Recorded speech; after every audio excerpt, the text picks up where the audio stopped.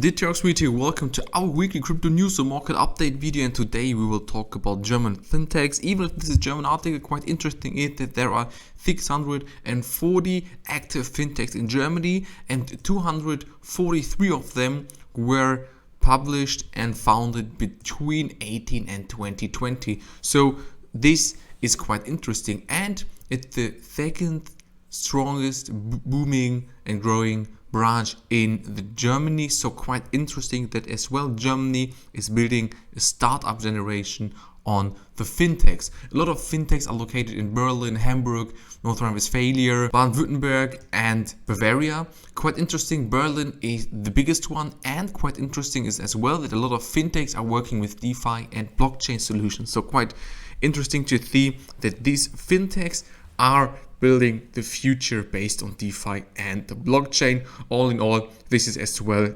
interesting to know. While American fintechs are often growing very fast and very huge, in Germany the companies are small but good, so to speak. We're having not a lot of employees over here, but these employees are doing a great job. US Senator Haggerty is saying, "Don't stifle crypto innovation." Quite interesting is that he's seeing that if the oversight is growing, the innovation will stifle, and he wants to work against this. So he's saying digital ledger technology offers a tremendous amount of promise in terms of financial innovation and inclusion. It's an industry where I think the United States is leading and as well has led, and he would like to see this in the future too. So quite interesting here.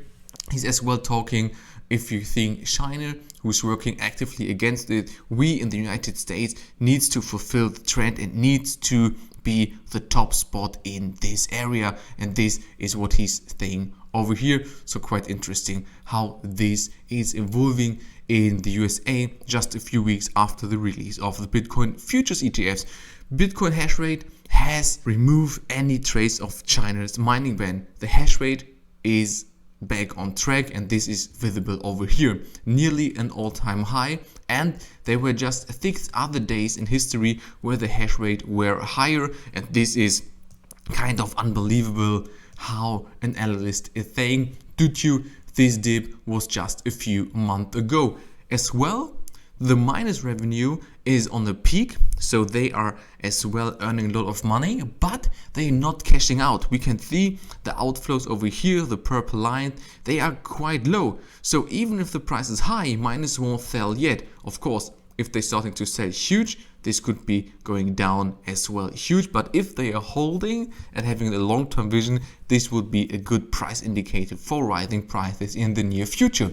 And taking a look on the last week, we're seeing over here nothing really bullish, just a small green on a weekly basis and a huge dip in between. And this we can see in the market cap over here as well, and started around 2.6 trillion US dollars, now hanging at 2.65. So just a small plus like in all the assets too. And taking a look on Bitcoin on a weekly base, easy to see we built it at top around here at around 64k, just a little below, and having a lowest point down here at 58k. So Bitcoin went below the 60k line, but then very fast could regain this with a huge green candle that you can see over here. But before this happened, we saw a price decline of around 8.8%. We then tested this resistance line, and quite interesting is that we afterwards, as we rose, as well tested 60k. So we built it on top and, so to speak,